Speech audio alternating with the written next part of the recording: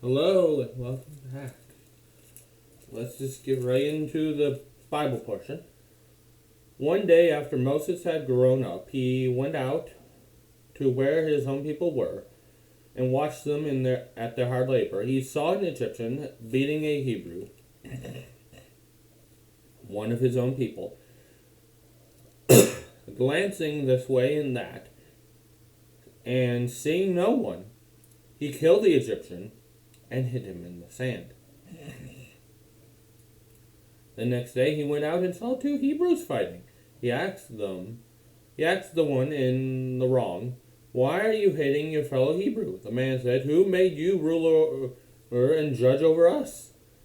Are you thinking of killing me just like you killed the Egyptian?" So what do we have here? We have Moses trying to rescue the Hebrews, the Israelites, the people of Israel, and be rejected.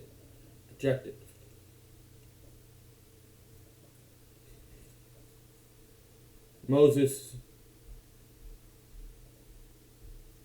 is rejected the first time around. Then Moses was afraid and thought, "What I did must have become known." Why is my nose so filled? Sorry. When Pharaoh heard of this, he tried to kill Moses, but Moses fled from Pharaoh and went to live in Midian, where he sat down by a well. Now a priest of Midian and had 7 daughters. Some people don't find significant, or this is a fake story because the 7 daughters really mean this. No, it's 7 daughters. And sometimes I think some Bible skeptics are skeptical of the Bible because they think everything is a symbol for some cultic practice, and that means it's fake. And they came to draw water and fill the troughs of water for their father's flock. Some shepherds came along and drove them away, but Moses got up and came to their rescue and watered their flock. So these shepherds were like, "You leave or get out of here." Moses was like, "No, they could have water." Walk back, I guess. Then the girls. This is the word girls here. Weird. Returned to Reuel, their father, and he asked them, "Why have you returned so early today?" They answered, "An Egyptian rescued us from the shepherds. He even drew water for us and watered the flock." So, Moses can tell the difference between a Hebrew and an Egyptian. If they looked exactly the same, wouldn't you think that's hard? But that's not why. And that's also not why they are confusing him for an Egyptian. It's because Moses is wearing Egyptian clothes. That's why they're confusing him for an Egyptian. Because everyone kind of had the same racial makeup back then around that area. So many racists will try to, like, oh, every important biblical character was black, besides for the evil ones. Or every important biblical character was white, besides for the evil ones. That's stupid. Anyway. "And where is he?" he asked his daughters. "Why did you leave him? Invite him to have something to eat. Like, he helped us. Why are you just leaving him behind?" Moses agreed to stay with the man who gave his daughter Zipporah to Moses in marriage. Zipporah gave birth to a son, and Moses named him Gershom, saying, "I have become an alien in a foreign land." Yeah, can you imagine your dad just naming you are a foreigner, but what? During that long period, long, it never said how long. It just said long. The king of Egypt died. The Israelites groaned in their slavery and cried out, and their cry for help became, because of their slavery, went up to God. God heard their groaning and remembered his covenant with Abraham. Again, remembering here is not like, oh yeah, that. It's like a process.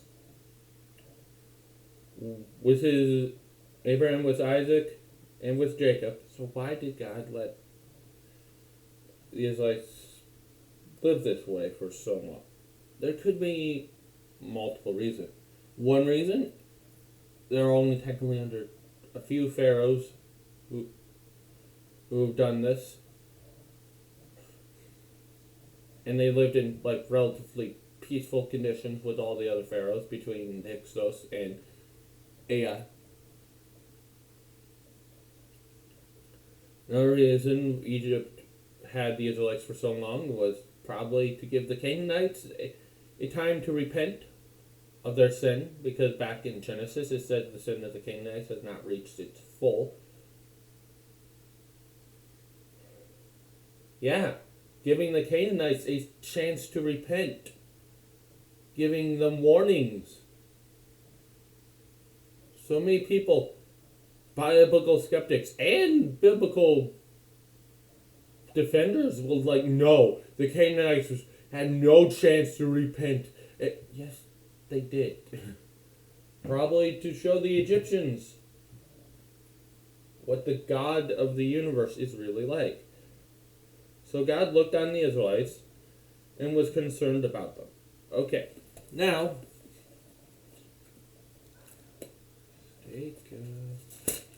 we move on to something. So if Moses was born under Ai, the maximal start year for him would be 1323. So that's 1323.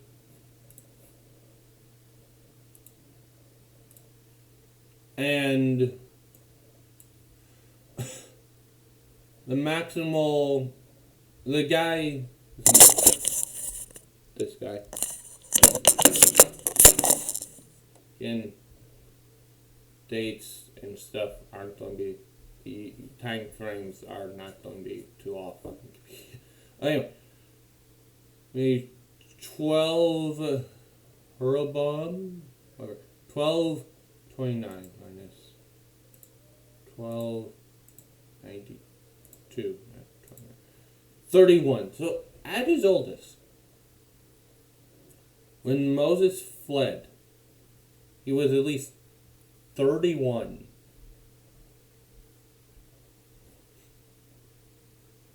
Well, let's see. 13, what was it? 1323. 23 minus 1319.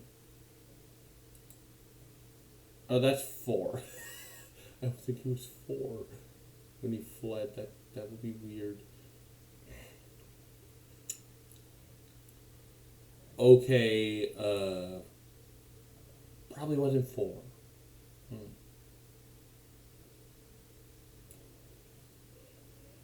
Okay, 1323 minus 1306.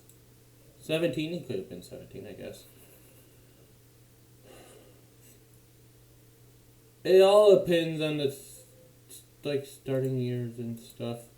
His Ai reigned, I reigned either from 1323 to 1319, or from 1327 to 1323. where his successor, I probably wanted to kill Moses, reigned from either 1319 to 1306 till, either began in those 2 dates and definitely ended in 1292. Well, we know at least Pharaoh died. He was at least 34. Now, why would he be the one Moses fled under? Because he would punish anybody, no matter what rank they were, if they committed a wrong deed. He actually went under a whole lot of reforms.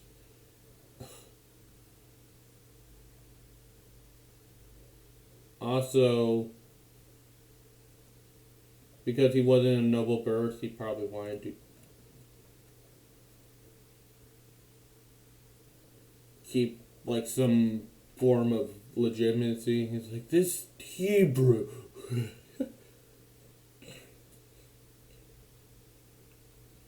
who rejected us when we brought him in, and now he's acting all high and mighty, thinking he can carry out justice.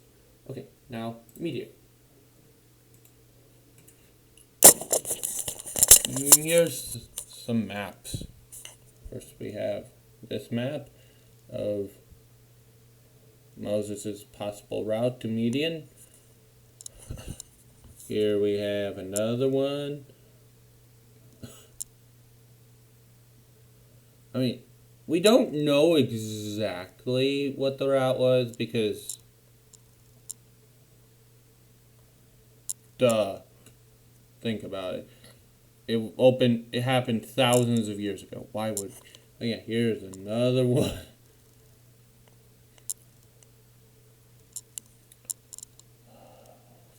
A bunch of stupid shit. Yes, map.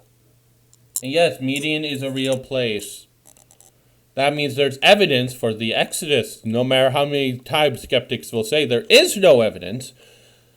There is. You know what evidence is?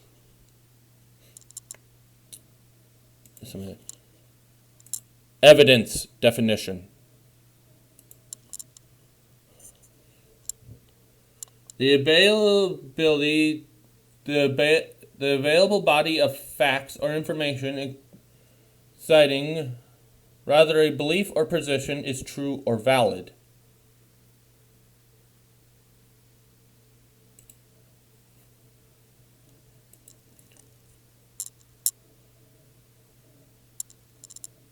So the availability of facts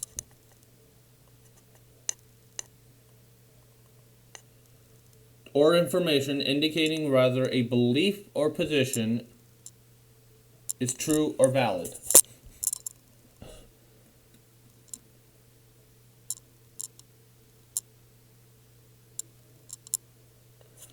Here's another dictionary.com. Evidence is any information given so rather furnished by witness or derived from documents from any source. Evidence suggests serving as proof of the actual or existence of something.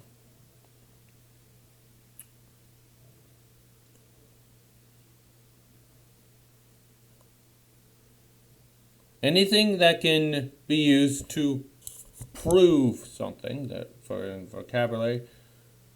Evidence is anything that you see, express, read, or are told that causes you to believe that something is true or really happened. Something which shows that something else exists or is true. A thing or set of things in helpful forming a conclusion or judgment.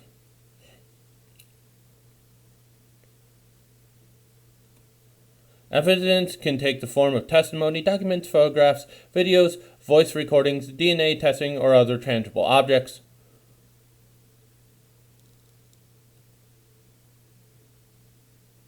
Of course, all sorts of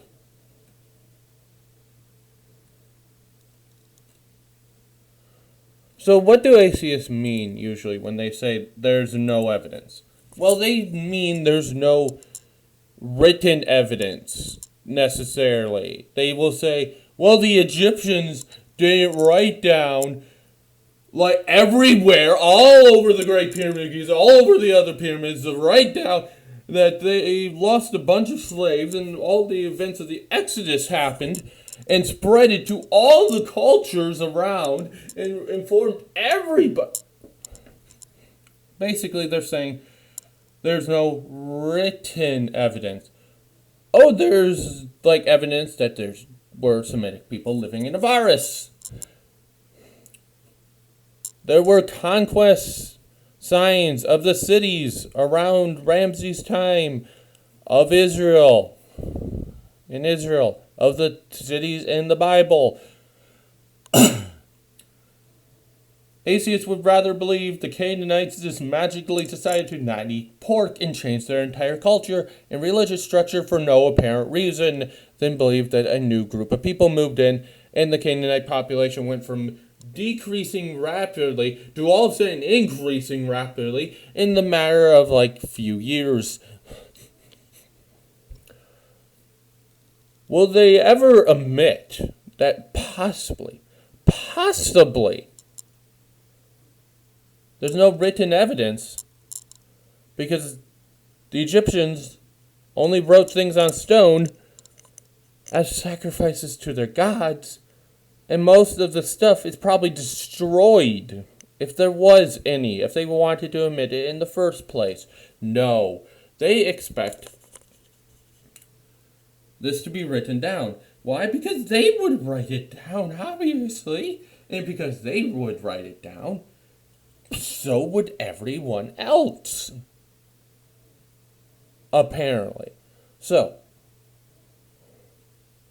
Ramses is located somewhere in the Nile Delta. We found the city. Moses went out of here. Usually Midian is described as somewhere along here.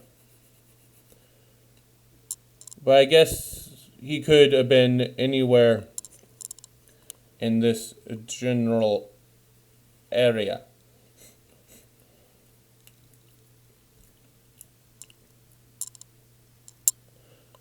Around Saudi Arabia. Oh yeah, there's like the Israeli style where it's like the Israelites were in Canaan around a certain time. There literally will be skeptics who will say that's not the same Israel. Then who else is it? So even if there was a thing in Egypt that said long time ago this Pharaoh put the Israelites in slavery, yes, those Israelites, the Israelites of the Bible, well, and some dude named Moses came along and freed them all with 10 horrible they probably still wouldn't believe it.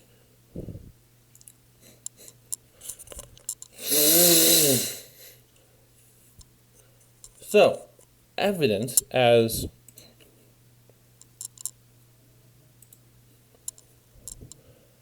anything that leads to the theory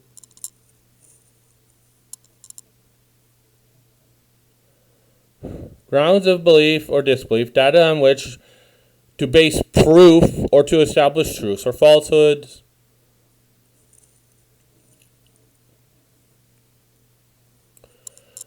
A ground for disbelief or disbelief, data on which base proof or establish truths or falsehood.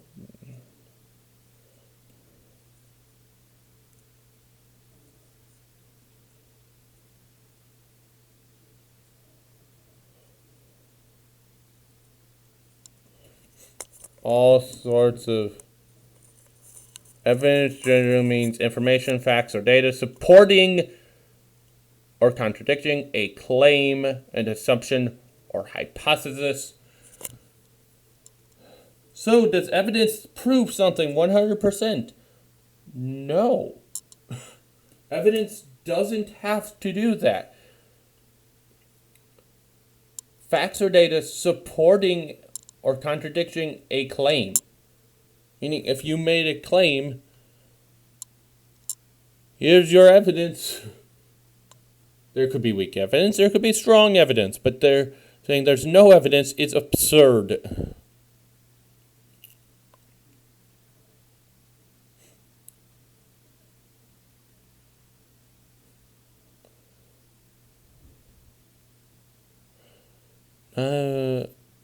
Okay, I'm getting a lot of legal definitions here.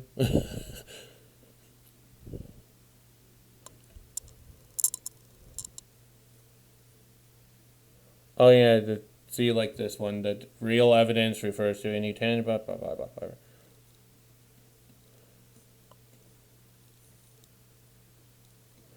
So, what would evidence be? Well, let's say in a court, you get accused of robbing a store. Someone has evidence that you were in the store around the time it was robbed. Does that prove it was you? No. No, it doesn't. Not at all. Does it make the likelihood that it was you go up? Yes.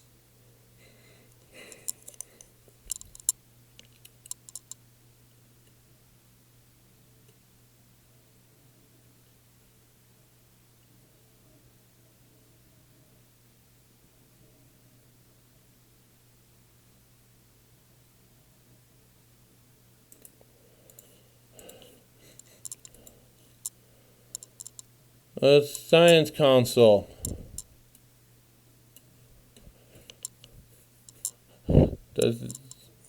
Why do we define science? What? Our definition of science. That's not what I looked up. Google, you just found the word evidence, didn't you? Department of Justice.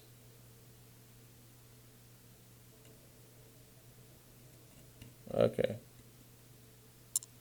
Yeah, there's whole Collins Easy. That's dictionary.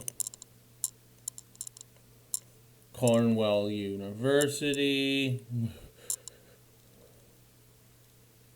Evidence basis for belief, something that supports or challenges a claim. Yeah, from another university. However you pronounce that. It's not showing up. Of course it's not. Emory University?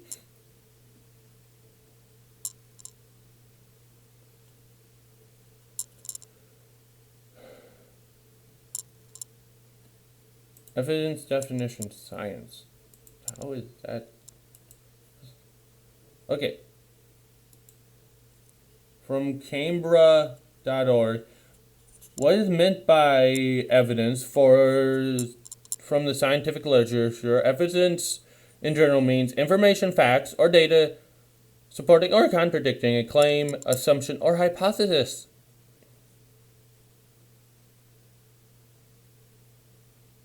Anything might count as evidence if it's judged to be valid, reliable, or relevant.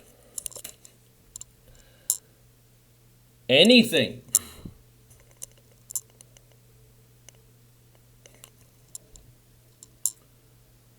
Do we have reliable evidence that the Canaanites went through a big population change if the documentary hypothesis is true? Yeah, we have evidence that the population of Canaan changed really, really drastically. We have evidence that they went from eating pork to not eating pork. It was really drastically down, then really drastically came up. We have evidence of Semitic groups living in Avaris from all sorts of sources. Now, judged valid, relevant, and reliable. I mean, sometimes that may be a little.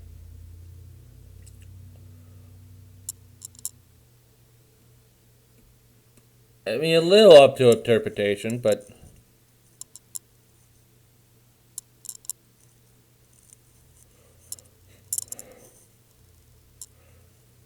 Like, what's evidence that the Earth isn't flat? You go up to Mount Everest and see the curvature of the Earth.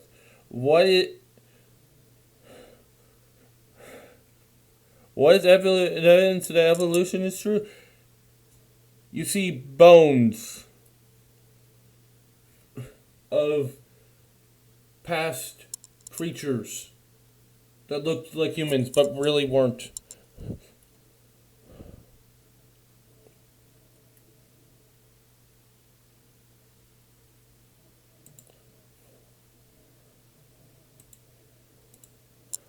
Forensic evidence includes fingerprint ID, DNA match, and hair and fiber evidence.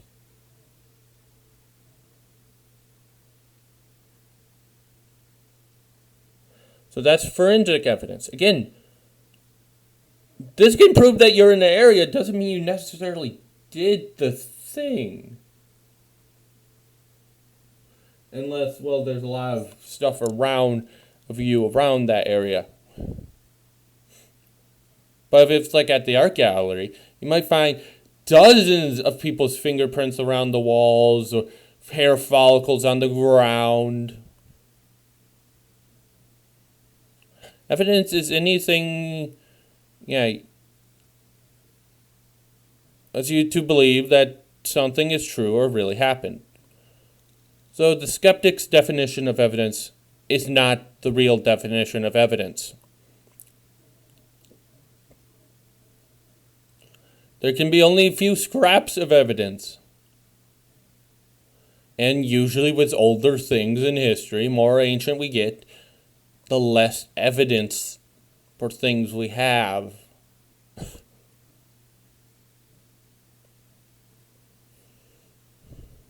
So anyway. Yes, the Sinai Peninsula, where Moses traveled to.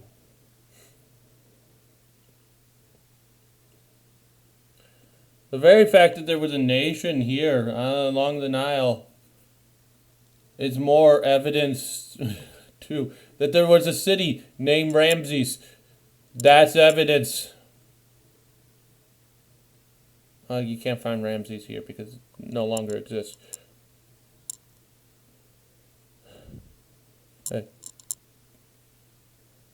Hey, see you next time for a fiery bush.